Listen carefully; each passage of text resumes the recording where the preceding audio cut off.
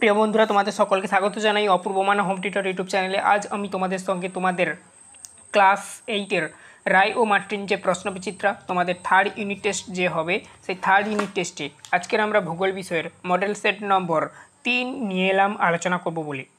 যে 3 নম্বর স্কুলটি রয়েছে দেখতেই পাচ্ছ, বর্ধমান মিউনিসিপ্যাল হাই স্কুলের নাম। এর আগে আমরা দুটো সেট অর্থাৎ দেখো মডেল সেট 1 আর মডেল সেট 2 এবং তার সঙ্গে পর্ষদের যে প্রশ্নপত্র সমস্ত আলোচনা করে দিয়েছি। না দেখলে প্লেলিস্টের মধ্যে পাবে, প্লেলিস্ট চেক আউট করবে, এই ভিডিও ডেসক্রিপশানে লিঙ্ক দেওয়া রয়েছে। দেখো, প্রথমে বলা রয়েছে সঠিক উত্তরটি নির্বাচন করো বা সঠিক উত্তরটি নির্বাচন করে লেখা রয়েছে দেখতেই পাচ্ছ। একের প্রশ্ন দেখো, ভূত্বক ও গুরুমণ্ডলের মাঝে রয়েছে মোহ বিযুক্তি রেখা। তারপর দেখো দুইটা বলা রয়েছে শিলাস্তরে খনিজ তেলের ওপরের স্তরে পাওয়া যায়, উত্তর করবে প্রাকৃতিক গ্যাস, অপশান বি করবে উত্তরটি 2-এর। 3-এরটা বলা রয়েছে জলকণা ও তুষারকণার আংশিক মিশ্রিত রূপ হলো, উত্তর করবে স্লিট, অপশান করবে যেটা ডি। তারপর দেখো 4-এরটা বলা হচ্ছে পৃথিবীর শ্রেষ্ঠ চলচ্চিত্র শিল্প হলো, উত্তর করবে যেটা ভূমধ্যসাগরীয় জলবায়ু অঞ্চল, এটাই হচ্ছে পৃথিবীর শ্রেষ্ঠ চলচ্চিত্র শিল্প, অপশান ডি করবে। 5-এটা দেখো ওশেনিয়া মহাদেশের সর্বোচ্চ শৃঙ্গ হলো উত্তরটা যেটা করবে মাউন্ট কোয়াসিস্কু, অপশান সি করবে উত্তরটি। 6-টা দেখো অস্ট্রেলিয়ার ক্রান্তীয় তৃণভূমি কী নামে পরিচিত, ডাউন্স নামে পরিচিত, অপশান এ করবে উত্তরটি। 7-এরটা দেখো নর্থ সামিট সম্মেলনটি অনুষ্ঠিত হয়, উত্তর করবে 1992 সালে। 7-এর পর 8-এটা দেখো পৃথিবীর অধিকাংশ জীবন্ত আগ্নেয়গিরি অবস্থিত, উত্তর করবে যেটা প্রশান্ত মহাসাগরে। 9-টা দেখো ক্যারিবিয়ান সাগরের সৃষ্ট ঘূর্ণাবর্ত কী নামে পরিচিত, হ্যারিকেন নামে পরিচিত, অপশান বি। 10-এটা দেখো পৃথিবীর শ্রেষ্ঠ ময়দা উৎপাদক কেন্দ্র হলো বাফেলো। তারপরে দেখো পরবর্তী পেজে চলো।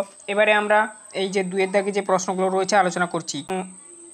2-টা দেখো নিচের বিবৃতিগুলি শুদ্ধ হলে সু ও অশুদ্ধ হলে অ লিখতে বলেছে। এখানে দেখো কি বলা রয়েছে, 2-এর আগে প্রশ্ন, ভূমধ্যসাগরীয় অঞ্চলে মৌসুমি বায়ুর প্রভাবে শীতকাল বৃষ্টি হয়, মানে শীতকালে বৃষ্টি দেখা যায় আর কি, এটা হবে শুদ্ধ সঠিক। 2-টা বলা রয়েছে এস্কিমোদের গোলাকার বরফ দিয়ে তৈরি ঘরকে ইগলু বলা হয়, এটাও শুদ্ধ। 3-এটা বলা রয়েছে পা হো হো হো লাভা অত্যন্ত পাতলা, এটা হচ্ছে অশুদ্ধ করবে তোমরা। তারপর দেখো এদিকে 4-এটা বলা রয়েছে তাউপো হলো নিউজিল্যান্ডের বৃহত্তম হিমবাহ সৃষ্ট হ্রদ, এটা শুদ্ধ। 5-এটা বলা হচ্ছে পৃথিবীর উচ্চতম জলপ্রপাত অঞ্চল ব্রাজিলের উচ্চভূমিতে অবস্থান করছে, এটা হচ্ছে শুদ্ধ করবে। এরপরে দেখো নেক্সট 6-টা বলা রয়েছে সিরাস মেঘ দুর্যোগপূর্ণ আবহাওয়ার সূচনা করে বা নির্দেশ করে, এটা হচ্ছে অশুদ্ধ। তারপর দেখো নেক্সট 3-এ দেখে বলা রয়েছে উপযুক্ত শব্দবস্তির শূন্যস্থান পূরণ করে যে কোনো 5টি। তারপর দেখো 3-এর 1-এর প্রশ্ন দেখো পশ্চিমা বায়ু ও মরুবায়ু মিলিত হয় যে ঘূর্ণবাত সৃষ্টির আগে, নাতিশীতোষ্ণীয় ঘূর্ণবাতের আগে, উত্তরটা দেখো স্ক্রিনে উঠেছে, না বুঝতে পারলে দিয়ে দিয়েছি। 2-টা বলা রয়েছে দেখো ড্যাশ নদীর তীরে অ্যাডিলেড শহরটি অবস্থিত, উত্তরটা যেটা করবে টেরস নদীর তীরে। তারপরে দেখো 3-এরটা বলা রয়েছে রূপর শহর বলা হয় ড্যাশ শহরকে, মেক্সিকো শহরকে। তারপর দেখো নেক্সট পরবর্তী 4-এ দেখো 4-এটা দেখো পৃথিবীর গভীরতম কৃত্রিম গর্তটি হলো ড্যাশ, উত্তরটা করবে যেটা স্পেলিংটা তোমরা ভালো করে লিখবে, স্ক্রিনে দেখতেই পাচ্ছ, কোলা সুপারডিপ বোরো হোল। আরেকবার বলছি, কোলা সুপারডিপ বোরো হোল। 5-এটা দেখো বলা রয়েছে রকি পার্বত্য অঞ্চলে উষ্ণবায়ুকে ড্যাশ বলে, চিনক বলা হয়। 6-টা বলা হচ্ছে হু রিপোর্ট অনুসারে বা WHO রিপোর্ট অনুসারে G20 দেশগুলির সবচেয়ে দূষিত 20টি শহরের মধ্যে ড্যাশটি ভারতে অবস্থিত, 13টি, উত্তর করবে 13। তারপরে দেখো নেক্সট পরবর্তীতে এবারে আমরা বলা হয়েছে 4-এ থেকে নিচে প্রশ্নগুলি অতি সংক্ষেপে উত্তর দাও যে কোনো 5টি। তো দেখো 4-ই বলা রয়েছে নিচের প্রশ্নগুলি অতি সংক্ষেপে উত্তর দাও যে কোনো 5টি। 1-এর থেকে বলা রয়েছে প্যানজিয়া কি, এই প্রশ্নের উত্তরটা আমি খাতায় লিখে দেখাচ্ছি, কিন্তু বড় প্রশ্নগুলো তোমাদের 6-এর দাগ থেকে আরম্ভ করে যা যা প্রশ্ন নোটপ্যাডে দেখাবো, আগে খাতায় এই প্রশ্নগুলো কয়েকটি লিখেছি, যেহেতু এগুলো 1 নম্বরের প্রশ্ন একটু দেখে না, হাতে লেখাটা হয়তো অতটা তাড়াহুড়ো লিখেছি, ভালো করিনি। দেখো অ্যালফ্রেড ওয়েগনারের মতে মহীসঞ্চারণ তত্ত্ব থেকে জানা যায় 30 কোটি বছর আগে পৃথিবীর স্থলভাগ একটা বিশাল ভূখণ্ড রূপে অবস্থান করত, পুনচ্ছেদ দেবে, আর এর চারিদিকে ছিল মহাসাগর যা প্যান্থালাসা নামে পরিচিত, পুনচ্ছেদ দেবে। পরবর্তীকালে প্যানজিয়াকে ভেঙে বিভিন্ন দিকে সঞ্চারিত হয়, এটাই হচ্ছে প্যানজিয়া সম্পর্কে লিখবে একটু। তোমরা তোমাদের টেক্সট বই থেকে পাবে, বিভিন্ন রেফারেন্স বইগুলো যেগুলো পড়ো, রায় মার্টিনের রেফারেন্স বই হতে পারে, সেগুলো থেকেও পেতে পারো, ঠিক আছে। তারপরে প্রশ্ন 2-এর দাগের প্রশ্ন, কোন প্রকার মেঘ বাম্পি ক্লাউড নামে পরিচিত, এইটার প্রশ্নের উত্তরটা কি লিখবে, স্ট্র্যাটো কিউমুলাস, স্ট্র্যাটোকিউমুলাস মেঘ বাম্পি ক্লাউড নামে পরিচিত। ঠিক আছে, উত্তরটা লিখবে। স্ক্রিনে দেখো উত্তরটা উঠেছে। তারপর দেখো 3টা বলা আছে টিউপিক কি। টিউপিক কি, এই প্রশ্নটার উত্তরটা আমি একটু পরে দেখাচ্ছি। ঠিক আছে, একটু পরে দেখাচ্ছি, নোটপ্যাডে লেখা রয়েছে, দেখাবো। এটা এর আগের সেটি প্রশ্নটা আলোচনা করে রেখেছিলাম। ঠিক আছে, তো এই প্রশ্ন উত্তরটা একটু পরে দেখাচ্ছি। তারপরের প্রশ্নগুলো দেখো, পলিনেশিয়া বলতে কী বুঝো। পলিনেশিয়া বলতে কী বুঝো তোমরা তোমাদের বইতে পেয়ে যাবে, তবুও বলে দিচ্ছি।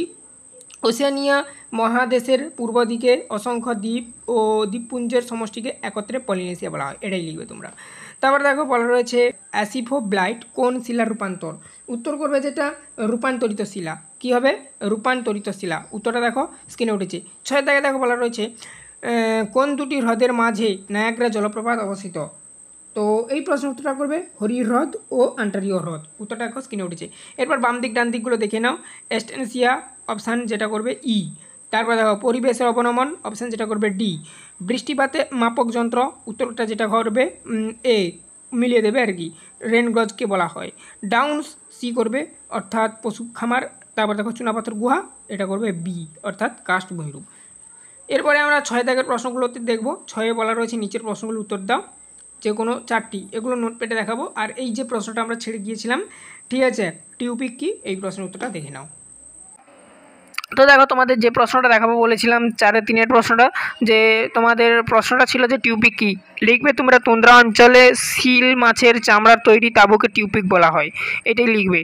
পরবর্তী এবারে আমরা 6 দাগের প্রশ্নগুলো দেখব বলেছিলাম। দেখো নিচের প্রশ্নগুলি সংক্ষিপ্ত উত্তর দাও। তোমরা তোমাদের বইটি লক্ষ্য করো, প্রশ্নটা আমি মুখে পড়ে শুনিয়ে দিচ্ছি।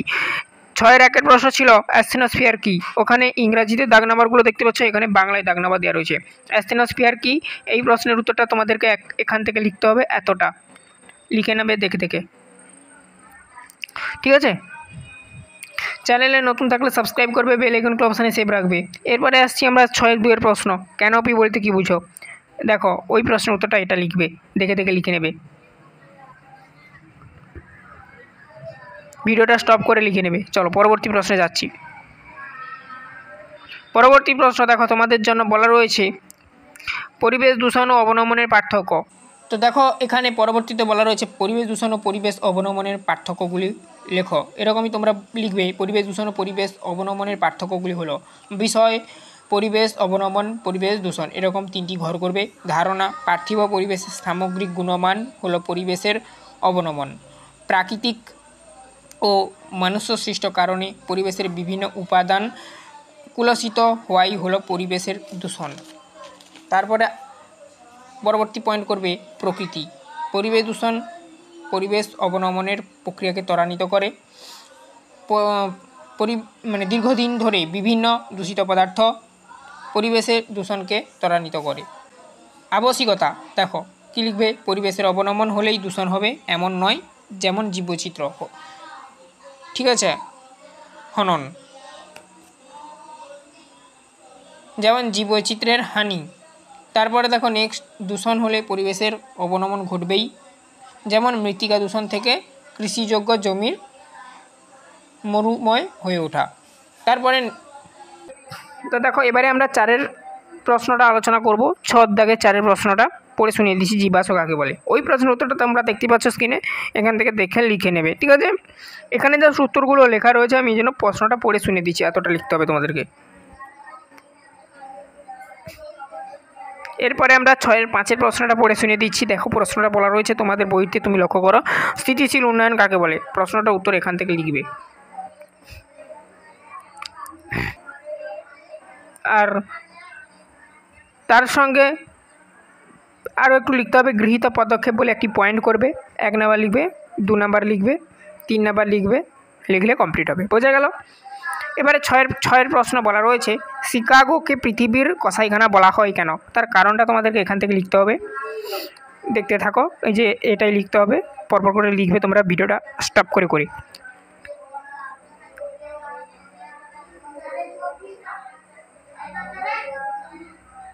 এটা একটু বড় রয়েছে। এবারে আসছি 7-এর দাগে, বলা রয়েছে নিচের প্রশ্নগুলি সংক্ষিপ্ত ব্যাখ্যামূলক উত্তর দাও, যে কোনো 4টি। বলা রয়েছে 1-এর প্রশ্ন, চেরাপুঞ্জি ও শিলং এর দূরত্ব মাত্র 56 কিমি হওয়া সত্ত্বেও বৃষ্টিপাতের পরিমাণে তারতম্য হয় কেন। এইটা এখান থেকে উত্তরটা লেখা স্টার্ট করবে।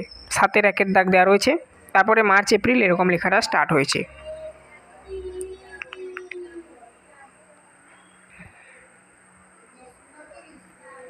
যা যা আছে লিখবে দেখে দেখে। তারপরে আসছি আমরা 7-এর 2-এর প্রশ্ন বলা হয়েছে ভূমিকম্পের 3টি কারণ। ভূমিকম্পের সৃষ্টির মূলত কারণগুলো, এখানে দাগ নাম্বারটা একটু ভুল হয়ে আছে, তোমরা 7-এর 2 করবে, এটা 3 হয়ে আছে, 2 করবে। কারণগুলো হলো যথা 1 নাম্বার 2 নাম্বার পয়েন্ট। 1 নাম্বার কারণ প্রাকৃতিক কারণ, 2 নাম্বার কারণ কৃত্রিম কারণ।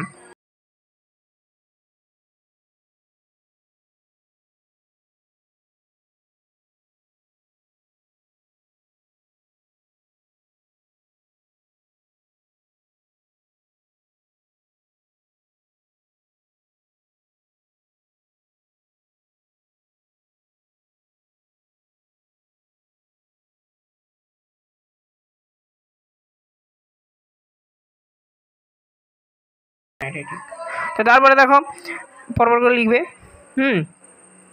উদাহরণও দেওয়া রয়েছে, যেমন 26 ডিসেম্বর 2004 সালে বার্মাপাত এর নিচে ভারতীয় পাত প্রবেশ করা হয়। তারপরে হচ্ছে নবীন ভঙ্গিল পার্বত্য অঞ্চল, এটার পার পয়েন্ট করবে। অগ্নুদ্গম, এগুলো কারণ, ঠিক আছে। আর কৃত্রিম কারণের এ আর বি দেওয়া রয়েছে, তোমরা দেখে দেখে লিখে নেবে, ঠিক আছে। ভিডিওটা একটু স্টপ করে করে লিখে নেবে, আমি বলে দিচ্ছি, বুঝিয়ে দিচ্ছি, বুঝতেও থাকো, ঠিক আছে। ডিনামাইট ফাটানোর ফলে অনেক সময় ভূমিকম্প হয়।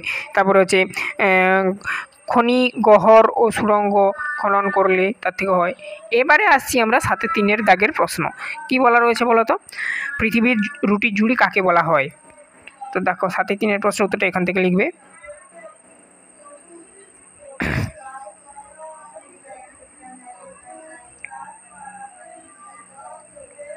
এবারে আসছি আমরা 4-এর প্রশ্ন, অর্থাৎ 7-এর 4-এর প্রশ্ন। কানাডা কাষ্ঠ ও কাগজ শিল্পে উন্নত কেন? আচ্ছা, কাগজ ও কাষ্ঠ শিল্পে উন্নত কানাডা কেন, তার কারণটা এখান থেকে তোমাদেরকে লিখতে হবে। যে উঠছে 7-এর 4-এর দাগ দেওয়া রয়েছে, যেখানে যেখানে ভুল সংশোধন করার আমি করে দিয়েছি, তোমরা একটু দেখে দেখে লিখে নেবে, ঠিক আছে। তো তারপরে দেখো 7-এর 5-এর প্রশ্নে বলা রয়েছে জনসংখ্যা বৃদ্ধির ফলে পরিবেশের কীরূপ ক্ষতি হয়। দেখো পয়েন্ট দিয়ে দিয়ে লিখবে তোমরা। 1 number 2 number point, 3 number point অক্সিজেনের অভাব, এটা একটা পয়েন্ট আর কি। 4 নাম্বার দূষণ।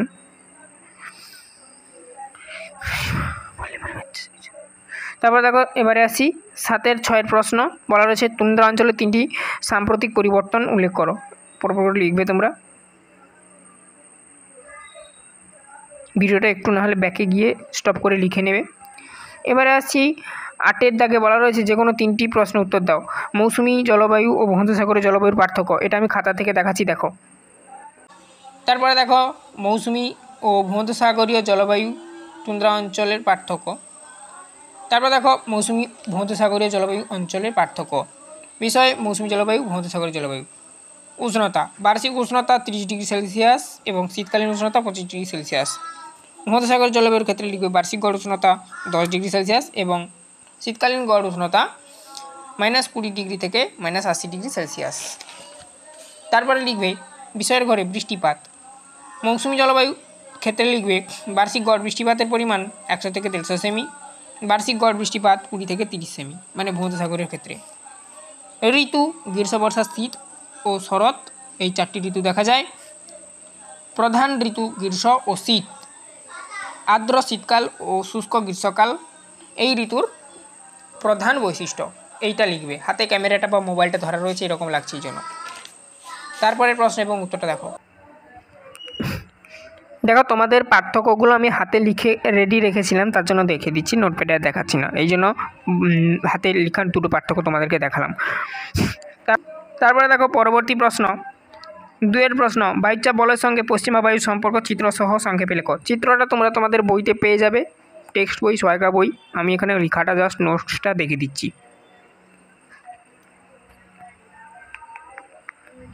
তারপরে দেখো আমরা পরবর্তীতে 5-এর 3-এর, তারপরে দেখো আমরা 8-এর 3-এর প্রশ্নে যাব। মারে ডার্লিং অববাহিকায় কৃষি ও পশুপালনে উন্নতির কারণ সংক্ষেপে আলোচনা করা বলেছে। লেখাটা স্টার্ট করবে। 8-এর 3-এর দাগ দেওয়া রয়েছে।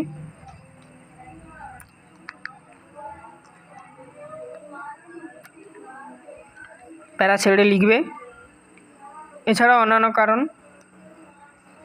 5টা কারণ দেওয়া রয়েছে এখানে। তারপরে দেখো নেক্সট 8-এর 4-এর প্রশ্ন, বলা রয়েছে চিত্রসহ পৃথিবীর অভ্যন্তরভাগের বিবরণ দাও। চিত্রটা তোমরা তোমাদের বইতে পেয়ে যাবে। এখানে আমি জাস্ট পি তরঙ্গ, এস তরঙ্গ, এল তরঙ্গের যে ব্যাখ্যাটা তুলে ধরেছি, এটাই হবে এই প্রশ্নের উত্তর।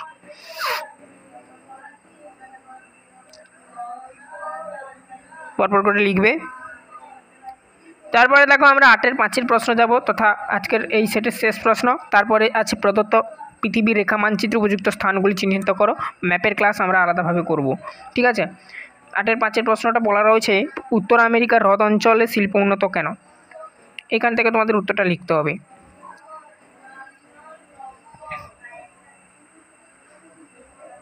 7টা কারণ এখানে উল্লেখ করবে এভাবে, এর জন্য উন্নত।